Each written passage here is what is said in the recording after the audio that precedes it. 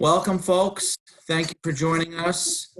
My name is Craig Kahlke of the Lake Ontario Fruit Team. I'm team leader, and I cover fruit quality management for a 5-county tree fruit and small fruit belt along Lake Ontario. And we are pleased to have this webinar for COVID guidance for apple packing houses, something we've been planning for some time. It's been part of a series of webinars that we've had, and this is kind of a next step. I'm going to talk about Zoom basics in a minute.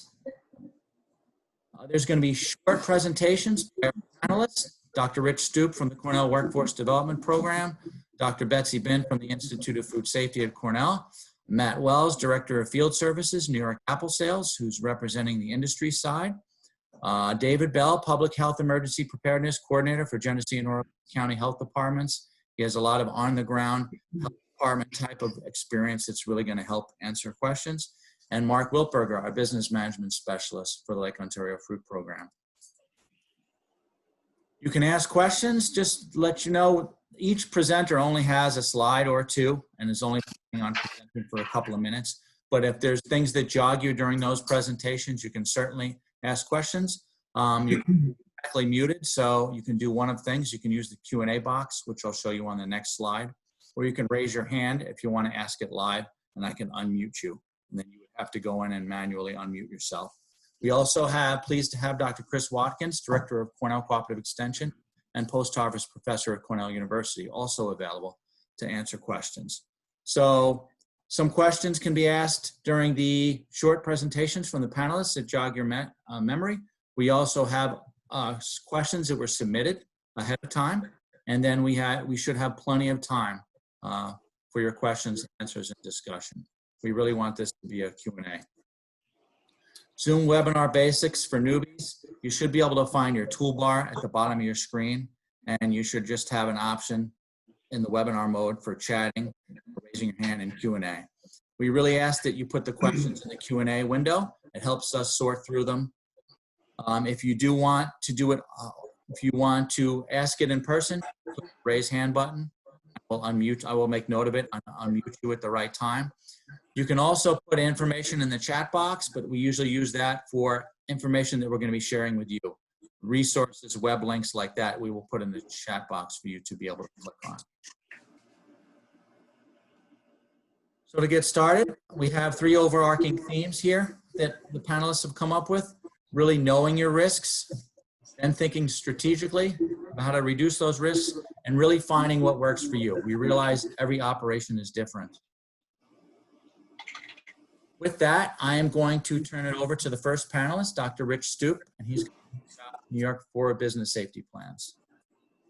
Thanks, Craig. Good afternoon, everyone. So with New York's reopening that began in phases here a few weeks ago, there was a website created by the state that has a lot of information for the various businesses. And one point of confusion it was that a lot of the agricultural businesses that were essential, which includes pretty much everyone on the call, I'm sure, you didn't technically reopen. You were already open and were, remained open throughout the COVID-19 pandemic so far.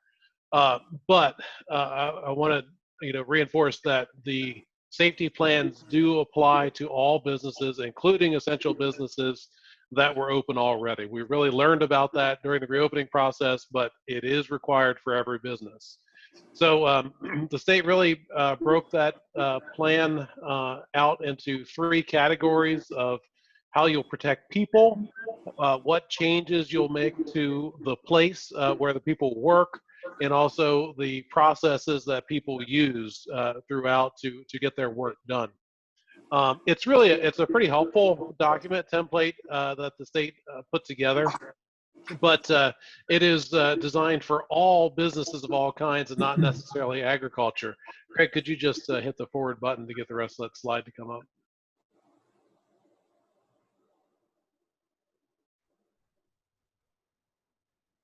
Just advance slide and it should. Yeah, I'm trying and it is not working. Let me stop sharing. Oh.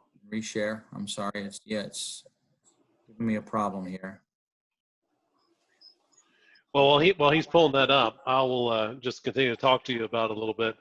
So clearly, their agriculture businesses are different than a lot of other uh, businesses, and also they're unique from one another. So what we did, we pulled a team of specialists from all over the state in a lot of different disciplines, and we put together some templates that meet the state's requirements, but are much more appropriate for agriculture. And those are, you can find that there. Thanks, Craig. You can find that on this website that you see on ahead of you. Just go to agworkforce.cals.cornell.edu, and you'll find that there's a whole page devoted to this New York's business safety plans. So we created templates that are much easier for businesses to pick up and modify, both in a PDF and a Microsoft Word format. We also did what we called considerations and examples. So we walk through what different types of agricultural businesses would need to consider in their business, and provided some examples for you to use. In addition, there's a video on there, a short video about 10 minutes that really walks through how to use this tool. So I definitely encourage you to write this template for your or to write this plan for your business if you haven't done so already. You don't need to send it into the state or send it to anybody. You need to have it available at your business. And if something should happen, the first question the health department is going to ask is, where's your plan? We need to see your plan. And so you need to have that available so you can provide that. It's also very helpful because it helps you to be a bit more organized in thinking through all the things that you should be doing to protect your employees and customers. And then there's really a third reason that's also important, and that is that it's documentation of what you're doing and what you've done to prevent COVID and to protect your workers. And hopefully none of us will ever face a legal challenge down the road, but there are already legal challenges coming for employers. There are already lawsuits out there, and it is always a good practice in the HR world to document what you're doing and why you're doing it. And so use this New York Business Safety Plan to document what you're doing to prevent COVID among your employees, and then enhance that by following through and by documenting the results and the outcomes and your follow through on that plan. So I'll stop there, and we can go to the next person.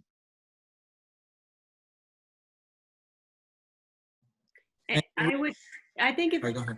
if anybody has any questions for Rich on this, I think it's a good time to pause. Yes. Give people a chance. Okay, sure. We'll give a few seconds. If anybody has any questions, they can raise their hand or type it in the Q&A. Again, there will be plenty of time at the end as well. Or as you think of things as time goes on, you can put them into the Q&A box, and we can also save them. And it's in addition to the template and the discussion that I mentioned there, there's also on that same page just an extensive number of links to resources that Cornell specialists have put together, to the various programs that are available at Cornell, in addition to the very appropriate resources that the state has and that the federal government have, as well as some other universities are linked on there as well. It's kind of a one-stop shop to help you get those plans written. Not seeing any questions, we will move on to the next presenter. And I'm really, PowerPoint is not advancing the slide. You're going to hate me because mine has about 9 advances. Sorry, Craig. Let me try this again. Patience, folks. Appreciate it. So while Craig's queuing that up, the slide that I'm going to present was part of a result of some of the questions that were asked in advance.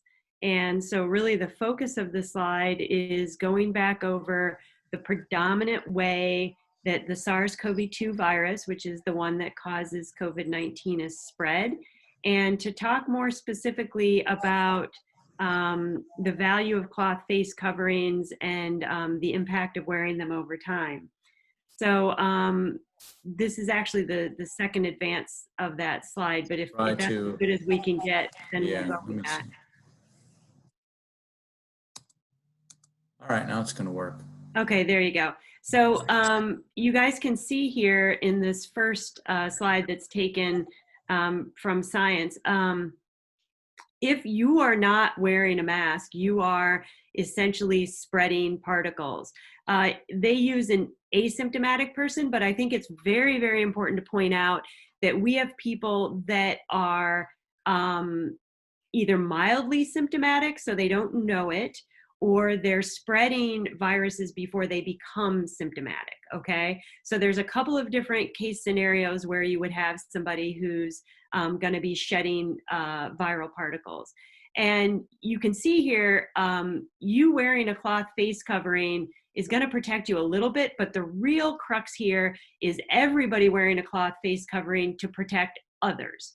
Okay, so the key thing about a face covering is you are wearing that face covering to stop your particles from exiting your mouth and your nose. So if you advance one, Craig, you'll see the difference of this young lady now has a mask on. The particles leaving her mouth and nose are minimized. Okay, so the person wearing the mask is more protected because she's pushing out less particles. Now, the key here is there was a question that was submitted about, we have people that are working in very close proximity, and what are things we can do to reduce risks? Leaving it right here for a second, you can see that wearing a mask will reduce risks. But if these folks are together for a long period of time, the healthy person is still going to be getting some particle in their breathing, likely, right? Because it's a cloth mask, it's not a respirator, it's not stopping everything. So you really need to consider the amount of time these people are together and the proximity to which they're together. So if you advance, Craig, we'll talk about some of these key points.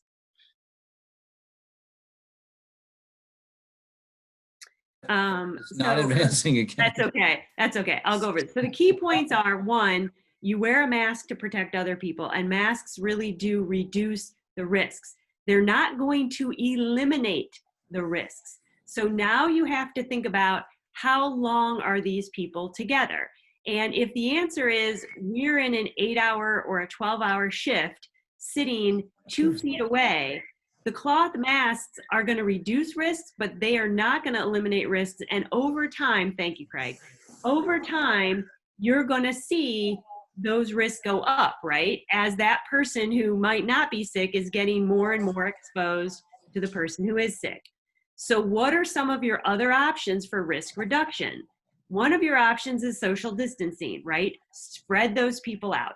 So if you're working in a packing house and you have people, say, working a cull line, and normally you have 2 people and the line goes a certain speed, one of the options you can do is slow the speed down and go to 1 person.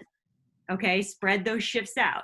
The line goes slower for a longer period of time. You still get through the day, but it takes a longer shift. One of the challenges there is having the people to manage the shifts being extended, but that is a possibility.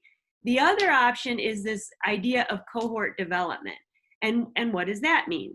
Well, if you have people that are working together, living together, transporting themselves together, they're essentially a cohort in that they're probably exposed to each other anyway.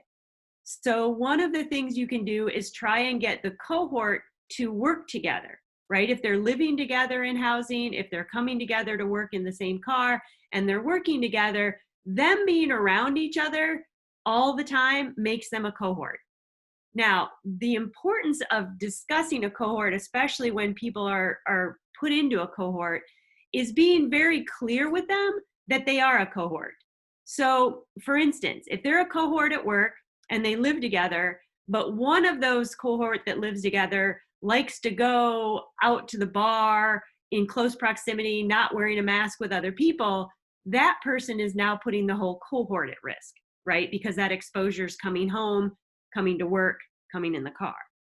So you need to explain that to people if you're going to assume that they're a cohort, that everything they do then impacts that cohort.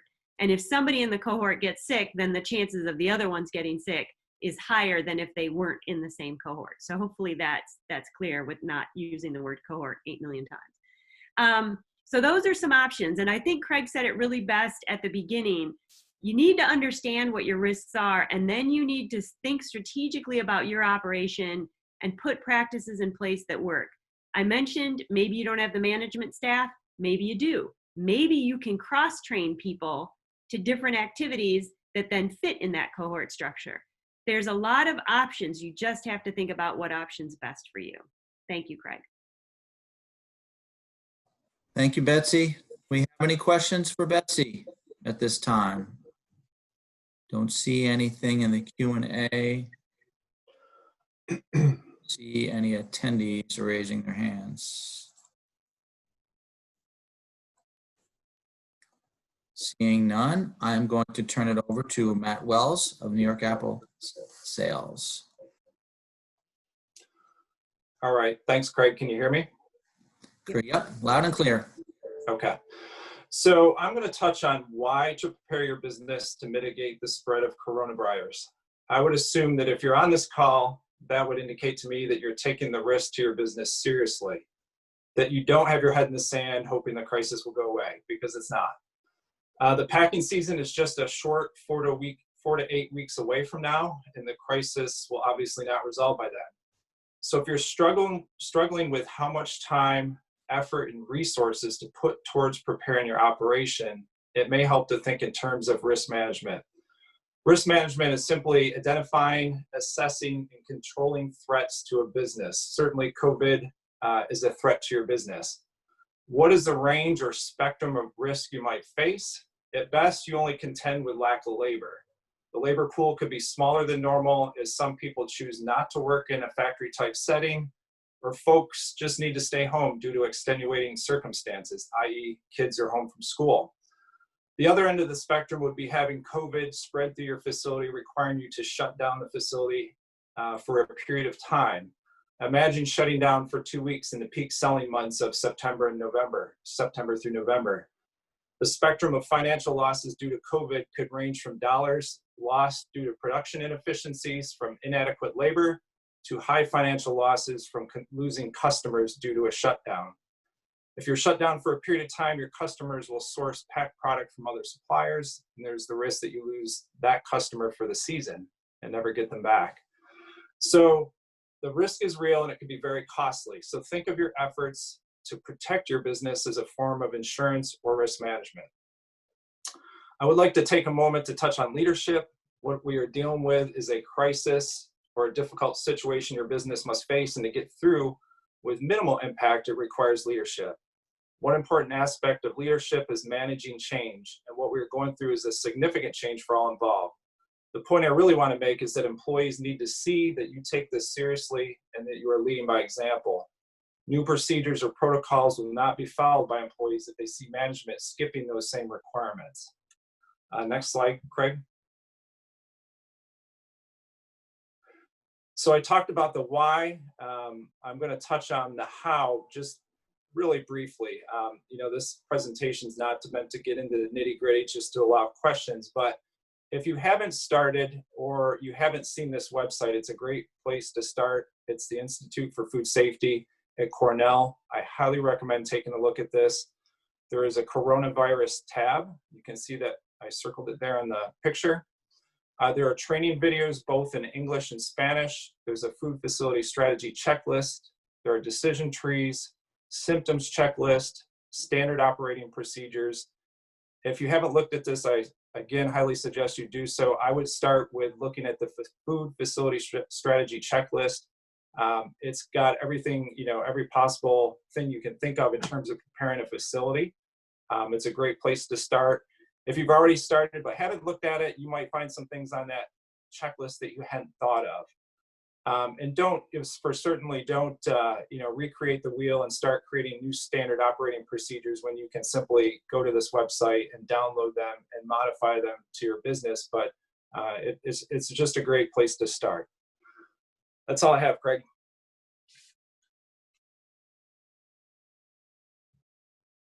Thank you, Matt. I have a We have a question that came up, which is a good one because we were talking about this when we were planning this webinar on Monday. And I think it's most likely for Betsy. How effective are face shields instead of masks?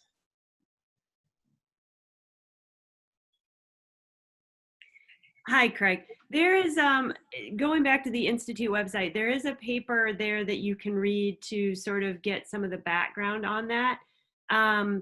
And I welcome also David to chime in here because I know there's some other health department opinions about this, but masks are more effective than face shields. And I know there becomes a discussion about, well, if people won't wear masks, where will people wear face shields? Is a face shield better than nothing? And I would say, based on the data that I've seen, a face shield is better than nothing, but not as effective as a cloth, I should say cloth face covering, not a mask. I want to make sure to make that delineation from like an N95 mask to a cloth face covering. So yeah, and people can, I think face shields have their own challenges, right? So it's not like face shields are somehow super and not problematic and masks are problematic. So cloth face coverings are more effective. And this is David from the health department. I'm happy to jump in very quickly to give my 2 cents on this as well. For general public use, I agree with Betsy 100%. In terms of our first line public recommendation for what people should be using, cloth masks are more effective for general use. I will add just that from the health department perspective, when we have people that say that it's problematic, that they don't like it or can't wear it or hot circumstances, or refuse to because of medical concerns. We know by New York state law, we're not allowed to ask for medical documentation. So we give that as an option, say, according to most guidance, face shields are included as a facial covering and it's an acceptable alternative under most circumstances.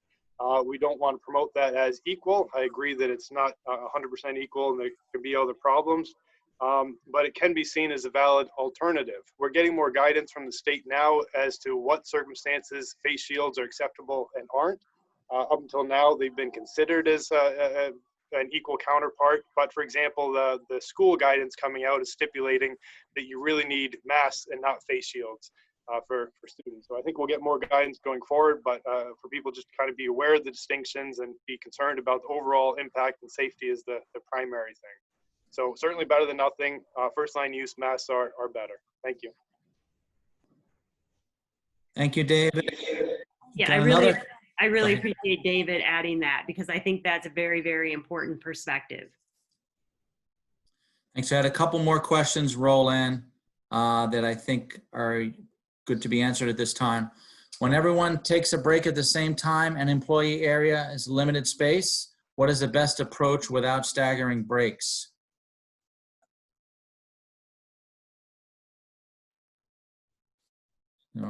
Betsy, I'm going to put you on the spot for this one because this is a really good example of what you mean by cohorting. I think cohort is a good response to this.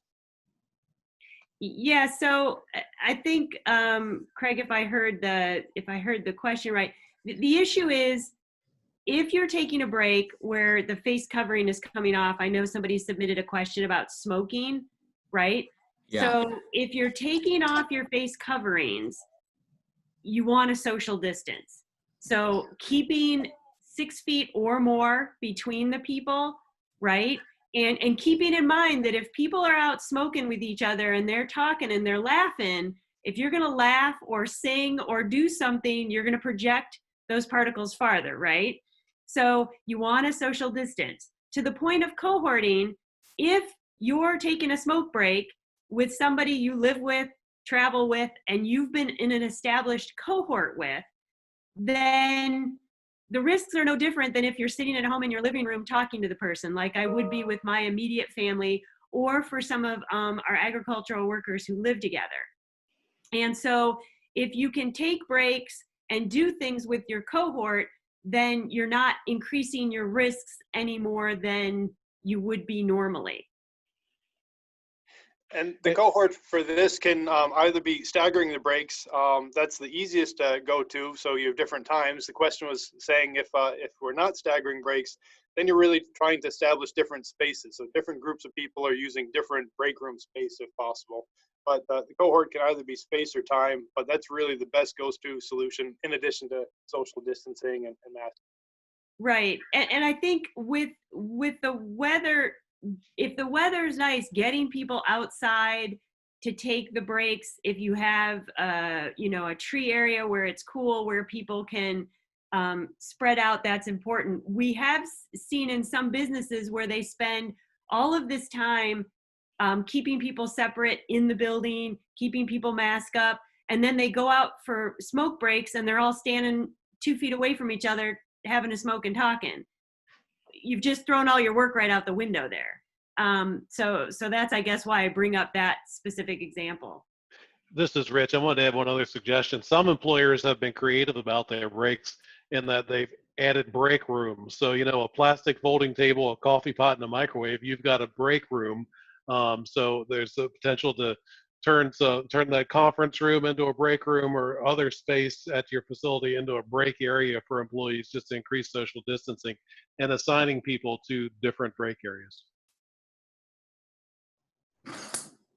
Thank you. There's another question that would probably be good to answer at this time. And I got a couple more that we're going to push because I think they're going to become more apparent when David speaks. But this one, I'm not sure if I understand it, and I might have to unmute you, Pam, to ask it live. It says, when you talk about cloth, are you including the blue paper, in quotes, being good also? Yes, so pretty much anything that's covering the face. I assume you're referring to kind of the surgical masks. Those are kind of on the same level of effectiveness. But the most important thing is it's stopping the larger of the droplets, the respiratory droplets, from being projected. So we see a lot of people wearing kind of the surgical or procedure masks. Those are usually the colored blue ones or yellow ones. Right, for sure. I totally agree with that. And what I was trying to make the distinction between was something like a mask or a respirator, like an N95, versus these cloth, and in the case, surgical coverings that are not the same sort of fitted mask type scenario. Thank you, folks. I will pass it on to Dr. David Bell. Thank you, everyone. And we'll come back to some of the questions about testing and letting employers know, because I think those are really important and good questions. So, Craig, don't let me forget any of that. Right, we won't. But yeah, so I'm David Bell. I'm the Preparedness Coordinator for Genesee and Orleans counties. We've been keeping quite busy at the health departments, as people can imagine. Kind of top of our priorities are involving isolation of confirmed positive cases and the quarantine of close contacts. So from the very beginning, we kind of made distinction between what was a close contact and not. We still do that through our contact tracing, but we used to do like a precautionary quarantine for kind of contacts that weren't meeting the close definition.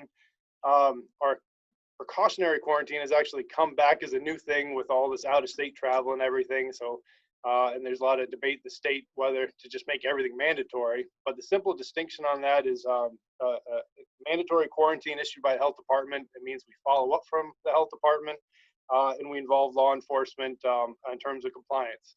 Same thing for isolation. We involve law enforcement as needed, and we make sure that people are kind of following the guidance. In terms of isolation, that means no work. Even if you're an essential worker and asymptomatic, that's a minimum of 10 days regardless. So that is an important thing to know. For quarantine, people who are not sick but are just contacts, as an essential worker, you can keep working just with increased precautions. So at the health department, we've been focusing a lot of our time and energy on that. Happy to take any questions that may jump up. I also want to say that we've been looking at the business health safety plans every chance that we get and whenever necessary. As Rich mentioned at the very beginning of this, at the health department, we're not doing a whole lot of time looking at those on the front end, meaning when they're first developed and businesses are kind of going into action.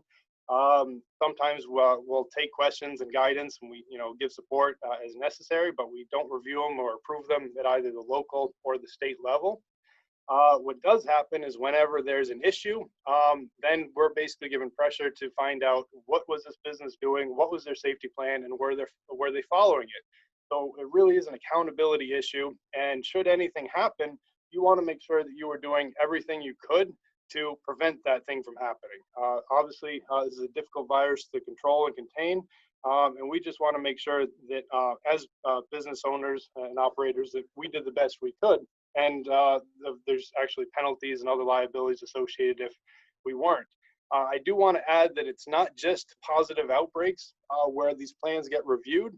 We're getting a lot more pressure to respond to complaints about individuals or businesses not following sufficient protocols. They get submitted different ways to the state and have been coming back to us on the local level. And we're getting a lot of pressure now to actually respond to them and begin fining or other measures. The beginning of that is basically saying we got a complaint about your business, either from someone working there or someone familiar with the business. We want to make sure you have that safety plan, that you're following it. So we ended up starting to look at those a little bit earlier now, and it becomes important. There's three main aspects to those safety plans. The social distancing involving the masking when 6 feet can't be maintained, all that stuff we've already covered with Betsy and Rich. There's the disinfecting and cleaning. Disinfecting is to kill the virus. Cleaning is the first line. You can really only disinfect once things are clean. So for example, soiled hands, you want to wash them before using any hand sanitizer for that to be effective. What I want to spend the next 30 seconds on is symptom monitoring. That's the third component to that safety plan that's really important. Obviously, we know that COVID-19 has a lot of symptoms like cold and flus, but they're really diverse symptoms. The easiest one and go-to one to monitor is the temperature, the fever. That's kind of what it's known for. So most safety plans are requiring fever and temperature monitoring. Most businesses are using simple checklists, making sure their employees do not have a temperature of 100.0 or above. That's kind of the current guidance. So it's not useful or necessary to write down temperatures in either way, but just to make sure no one with 100.0 Fahrenheit or above is entering the workplace. So taking that temperature before different work shifts is really important.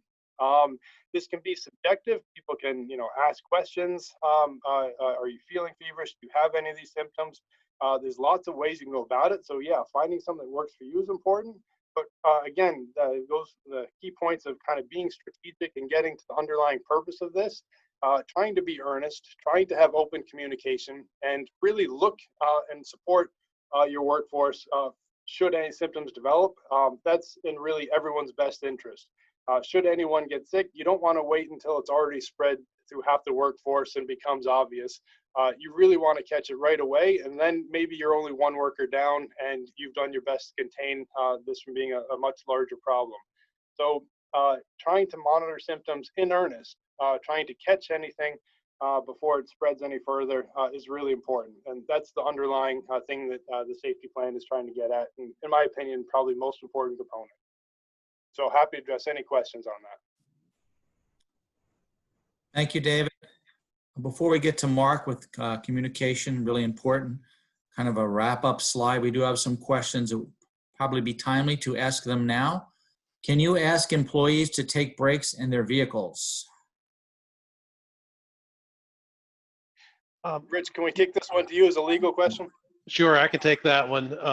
It is, there's actually very little regulation in New York about employee breaks, just the short breaks. Now for lunch breaks, that's different. There is regulation around that. But that being said, the short answer to this is yes. You can ask people to go outside and go to their vehicle to take that break. So in other words, what I'm saying is that there's very little direction from the state or legal requirements from the state about where employees take the breaks. The short breaks, 15-minute breaks that are typical, like in the morning and the afternoon, those aren't even required by the state. The lunch break, of course, is required for the longer shifts. But yeah, you can ask them to go outside. Can I add though, you need to be careful who they're coming to work with, right? So if they're, if they're going a short distance and they're not a cohort and they're picking people up on their way to work and they're wearing masks in the car to reduce risk, you need to be aware of that though.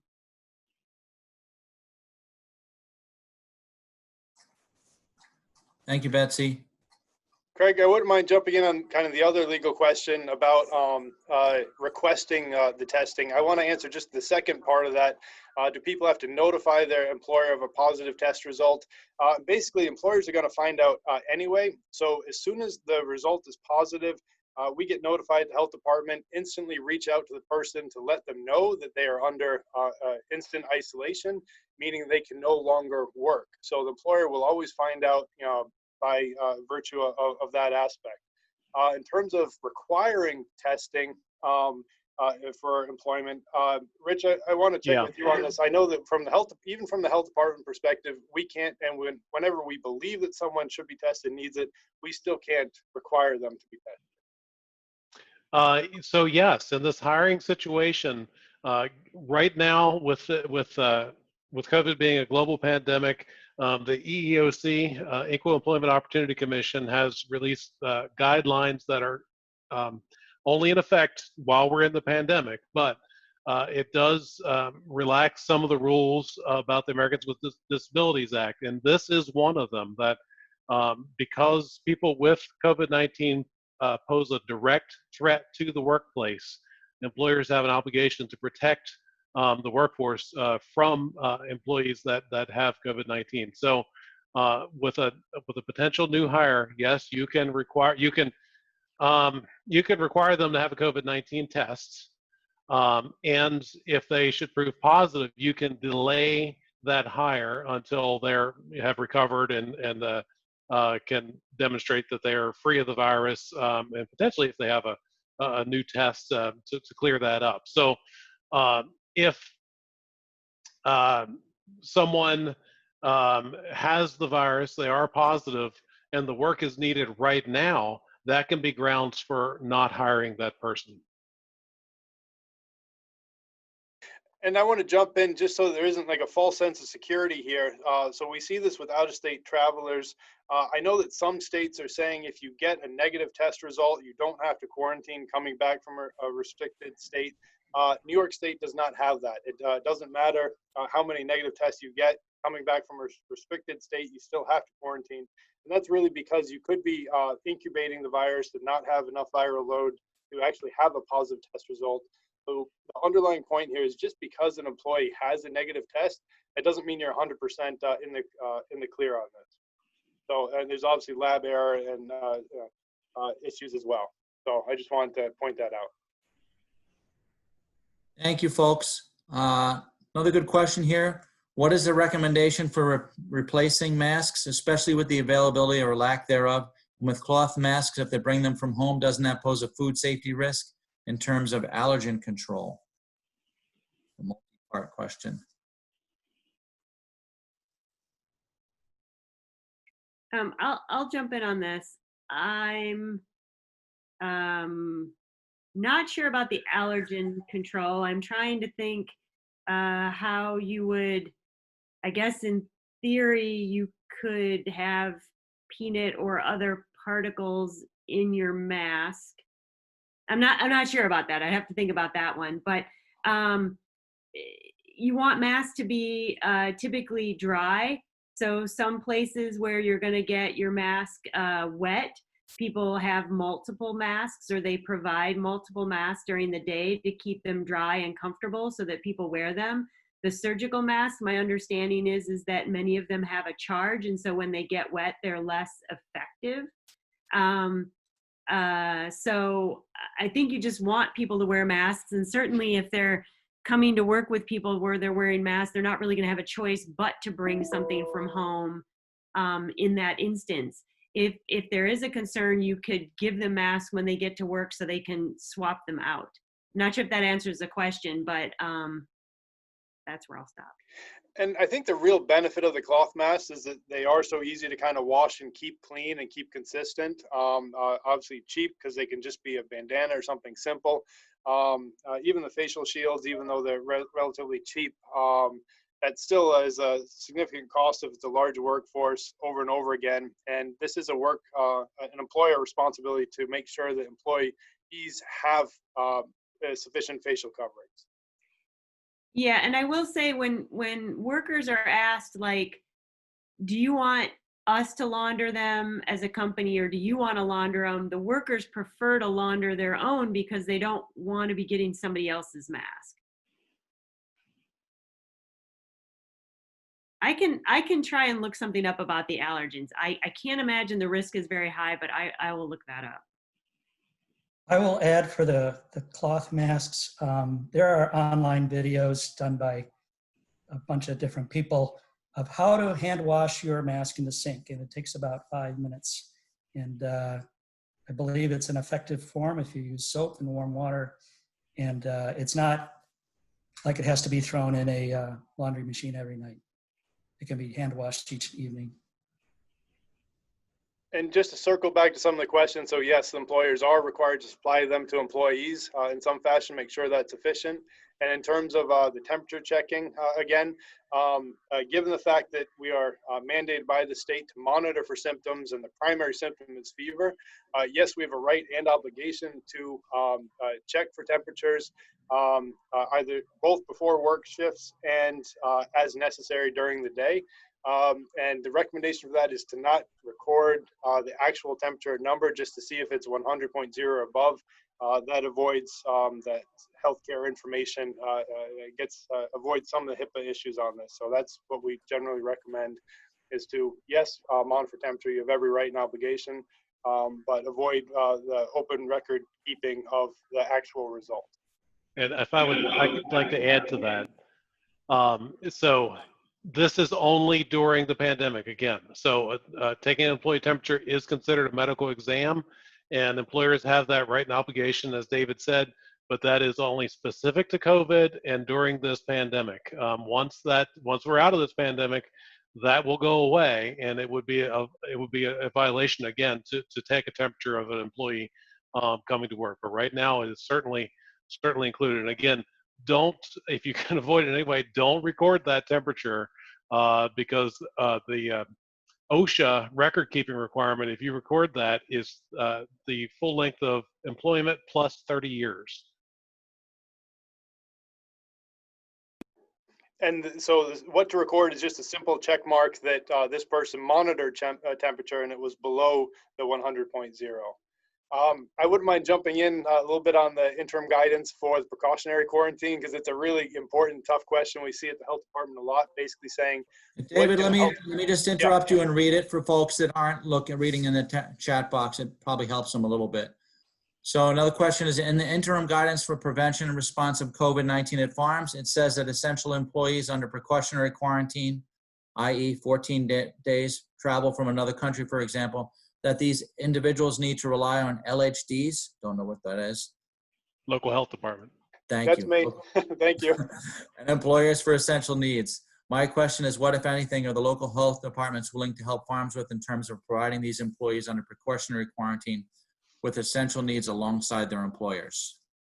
So again, this gets at the issue of precautionary versus mandatory, and different local health departments doing it slightly differently. But basically, anytime we are putting anyone under orders for our mandatory quarantine, we're taking the responsibility that if they have no other way of supporting that, we are going to be helping out. And that extends to whenever we issue any precautionary orders as well. For international travel, just as an aside, all of that is mandatory and out of state. It's a little bit more flexible. But what we tell people is that that's based off of priority assistance that we can give, and it's often not ideal and up to the standards of what the people would hope to receive. For example, if there's no other place to quarantine, and it's necessary to do that quarantine, we may set up, we have arrangements with different hotels and things that usually involves a set meal plan, which I have heard isn't incredibly delicious or anything. But basically, it's a default option. And we stress that health department involvement is backup. We always confirm that there's no other way for those essential needs to be carried out. And it's a priority list. Depending on what's going on and what we can provide from the local perspective, that determines what assistance we give. And every locality is kind of doing it a little bit differently. So it's important to keep in mind that it's basically a backup option, but it's essential needs as we determine them according to our priorities at the time. I'd like to jump in here. I think the question mentioned precautionary quarantine for travelers coming from somewhere else. And I think this was asked in a previous session. And I think that the part of it was, you know, okay, they're living in their own, they can't leave their housing facility.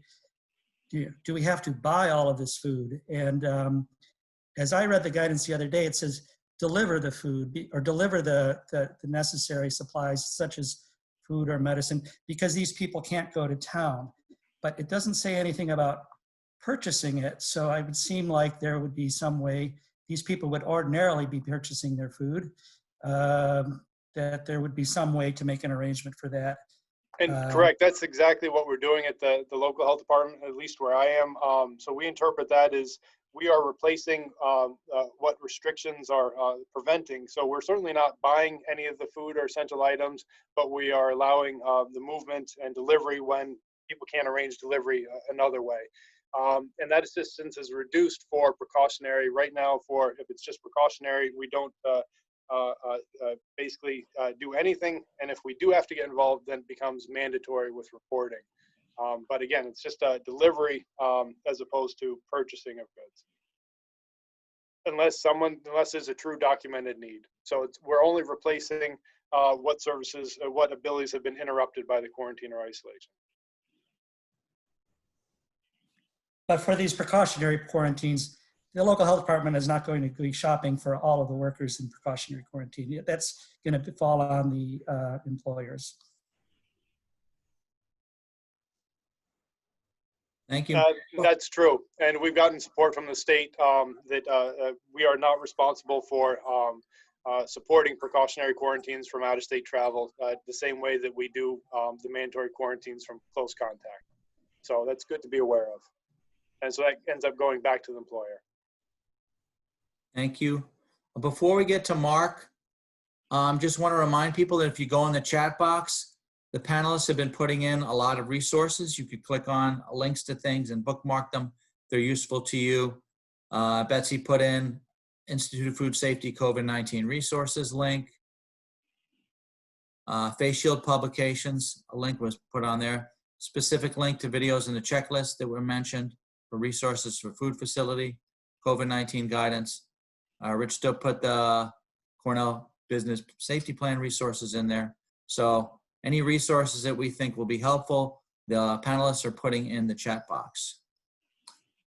With that, let me see if this question, another question has come in. We are getting pay cards so workers have a card they can order food and things delivered with. Unfortunately, New York State requires a delay in implementing cards. More of a statement. With that, not seeing any more questions, I will turn it over to Mark.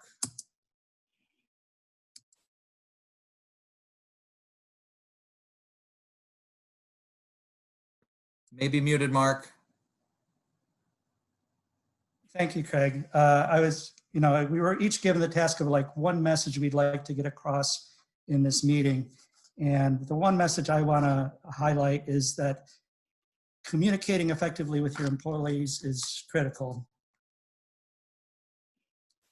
So communicating effectively with your employees may be the most critical action you take to reduce the risk of an outbreak at your facility. And the reason I say this is with coronavirus, you can think of it as coronavirus equals community spread. how employees act away from work has just as much an effect on virus spread as how they act at work. This is unlike foodborne illnesses at food facilities where you're focused on good practices in the facility only. So in particular, communicating with your employees, I want to say emphasize the importance of social distancing away from work, why it is important, and how to practice social distancing. In other food facility outbreaks with coronavirus, practices away from work arose as a possible contributing factor. Even if you are doing everything right in the workplace, it may not matter much if you are not following good practices or if the employees are not following good practices at home. So I'm proposing an education effort on the part of a company, an education campaign. And part of this is to show company commitment to COVID-19 safety practice. Show that as a company, you are serious about these practices every day. You are doing screening every day. All of these sort of things as part of your education campaign and part of your practicing. Provide opportunities to listen to employee concerns and fears. Show your company commitment to employees. When you reassure employees about their job and job security, you will get greater cooperation with safety practices, especially following safe practices at home and reporting symptoms as part of the screening process. And those opportunities to listen could take place in a more formal meeting with a group of employees that are socially distanced, or it could be a relationship between a manager and one of the crews at the workplace. Commit time and resources for formal and informal training.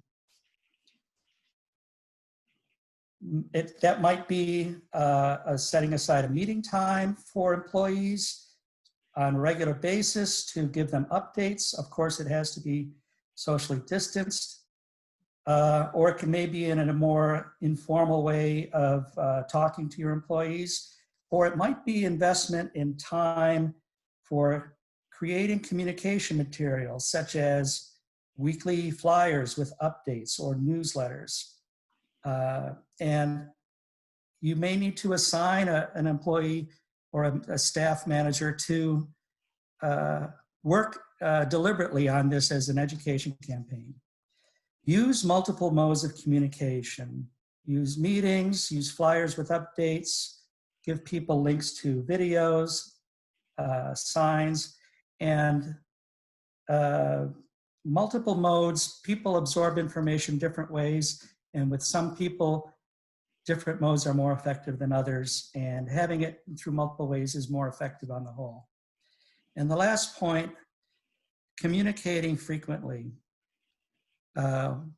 Repetition is good. Create a culture of safety with these practices. I think frequent repetition is a good idea. It's like watching television. The more you see it, the more you see those ads, the more the message sinks in, and the more it becomes part of your company culture. I think by doing these practices, you can start to create a culture of safety specifically about the COVID-19 practices. And this may be the most effective way that you get employees to follow these practices off-site as well as in the workplace. Thank you. Thank you, Mark.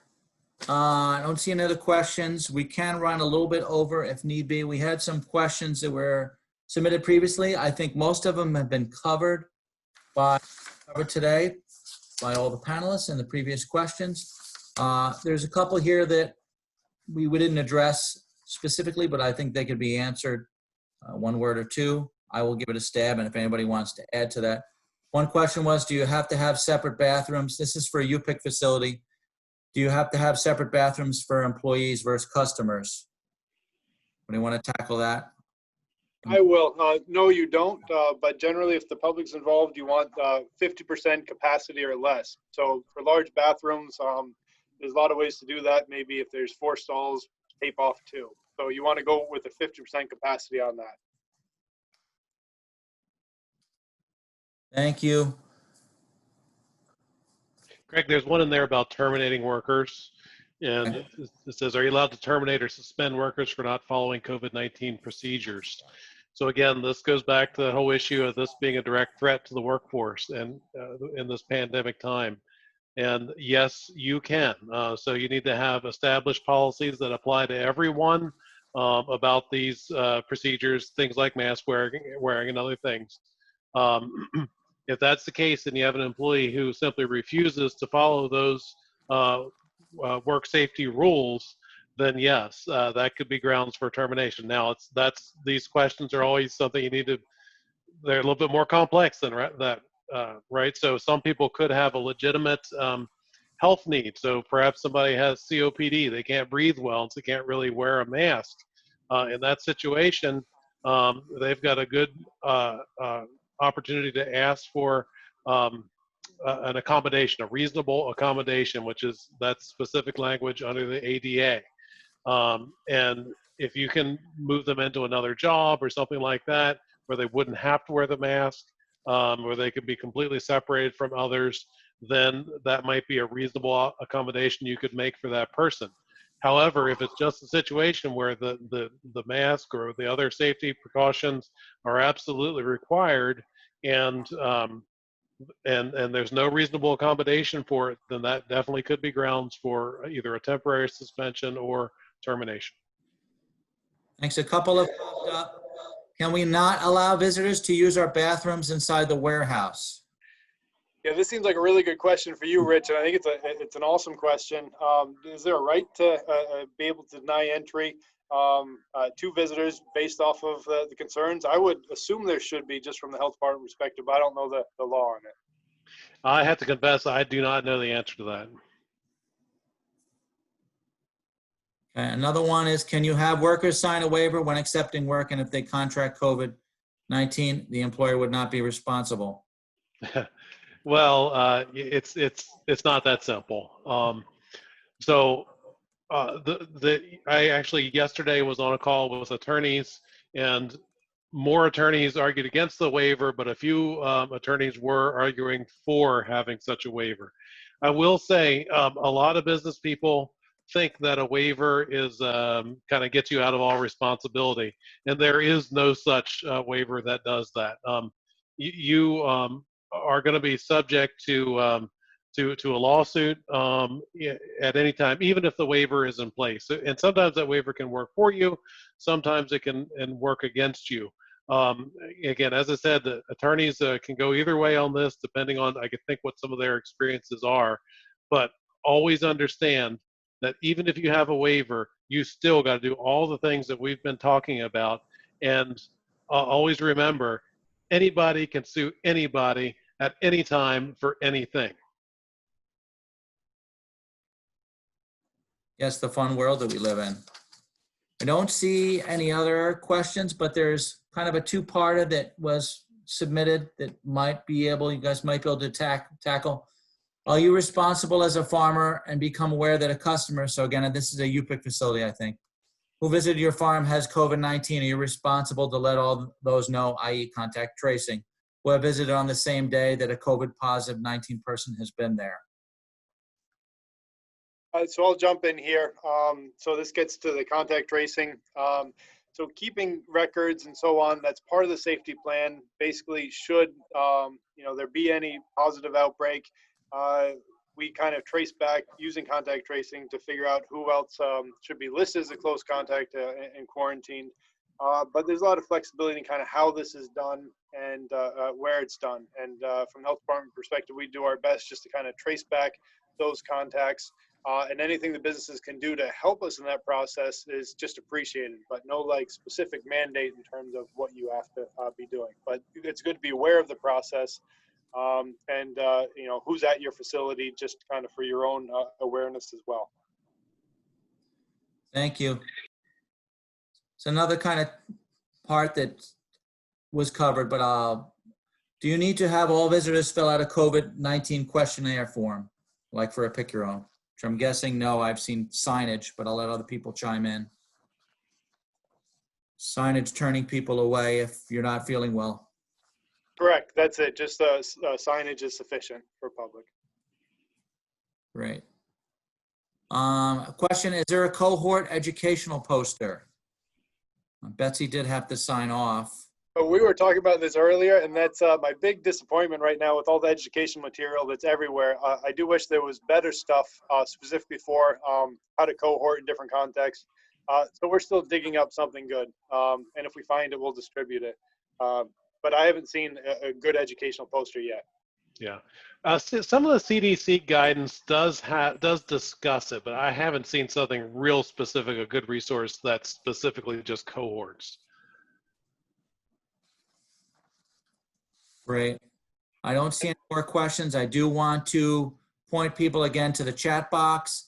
Mark has put up some links to some great training videos for food processing employees, both English and in Spanish, and also videos for employee practices at home, also in English and Spanish.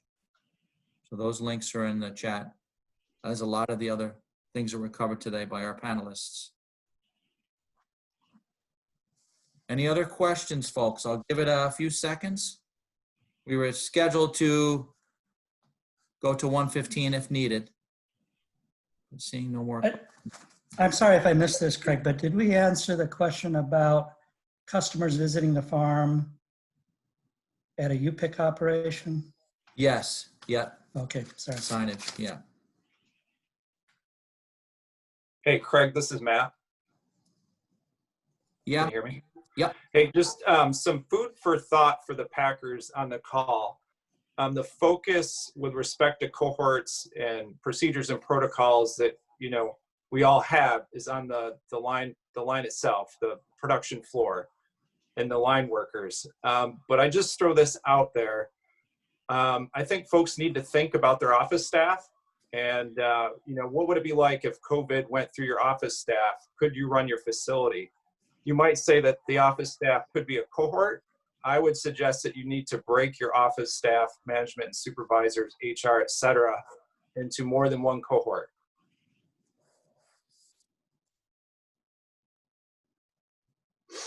thank you, Matt.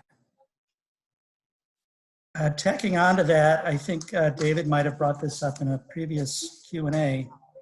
One of the reasons to either think about on-site cohorts or at the very least minimizing contact between people is if somebody tests positive, the fewer people who have had close contact with this person, the fewer people who have to be quarantined at your site. And then the less chance your whole operation would need to have everybody quarantined. Does that sound right, David? Yes, absolutely. So we define that close contact for quarantine as being within 6 feet for any duration of time without a mask, or at least 10 minutes if they're wearing masks. So we kind of evaluate that in general. But the benefit of cohorting is not only limiting the spread of disease to just that cohort, but also the need for the quarantine and isolation that'd be going along with it. So it does have that big advantage, and it makes contact tracing much easier and simpler. Whenever we can deal with just a small number, 5-6 contacts instead of 50-60, we're very happy. And then I would follow up with, in these packing houses, what Matt was just mentioning, there's this idea of cohorting at work only, and also cohorting with the same people who are living together at home. And I think for the Western New York packing houses, these are mostly local workers who do not live together, that work on the line together. So does that change how we think about cohorting in a packing facility, that it's mostly about limiting the spread within the facility? I want to jump in here, and Craig, I'm just going to summarize the question that just came in because it's really important and a really, I think, important note to end on. Yeah. The issue of cohorting, to be effective from the public health prevention side, it has to be beyond just the workplace, and people have to know that. So never before we really, expect and required employers to be worried about the health and safety of their employees outside the workplace. This is a really unique situation where most of that contact and infection is going to spread outside and be brought back to workplaces. So we really have to be aware and make sure, do our best to do education at the workplace concerning behaviors both there and outside the workplace. And for that cohort to be effective, it must include what's happening outside as well. So Craig, do you want to summarize or have anything else about the question that just came in? Yeah, I'll just read it, folks. You covered it pretty good. Does anybody have any further commentary on to what end we're supposed to audit our employees for their safety and compliance inside and outside of work? Frustrating to follow rules all day, then see employees get in their car together after work without masks, etc. And I just think, part of it, when Mark was hammering home with the culture of communication and explaining that this is a real thing, it is not going to go away on its own. Everybody needs to be diligent and really think about what they're doing. Yeah. I would just add that there's obviously limited that you can do with when people are on their own in that type of setting. You can do some education to help them understand the risks. A lot of our employees, we assume that they're learning about it, through the news media and other resources. But sometimes that assumption is not true, and we should make an effort to do some more education of our employees at the workplace for their behaviors and life outside of work too. But the screening that we do and the social distancing and prevention that we do in the workplace really matters. I will say quickly, a couple of the agricultural operations that we've had in the state, after the local health departments have done their investigations from the outbreaks, it has frequently appeared that they didn't think that the transmission occurred at the workplace because they were following good procedures. It appeared to happen outside of the workplace, in the community spread situation. And, while that's, from a practical standpoint, they're still getting sick, at least the business is somewhat less liable because you can't really control what happens out in the community. And, you'd rather have that press write-up that your business was doing what you had to do in the workplace, you did the best that you could, and it was likely that it was picked up somewhere in the community.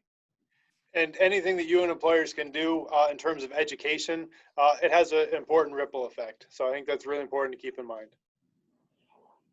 Thanks, folks. I get questions that are related to one in the chat to one is from in the Q&A. Can you also email links are included in the chats? Yeah, I can do that. I can take the chat box and I can take out the links and email it to everybody. I have everybody's email addresses from their registration, so that's something I can do. And in the chat box, Mark put up more resources for the Institute for Food Safety, resources, one-page guide, infographics, and posters that are really helpful for businesses. Think we're running over time unless there's anything else pressing. I'd like to thank all of the attendees for participating. Greatly appreciated. We did record this and we are going to put it up on our YouTube channel on our website at a later date. And thanks to all our panelists. Really appreciate the input from these experts that we had here today. Craig and all, I appreciate having you, being here. Thanks. With that, I will let you all go. Have a great day.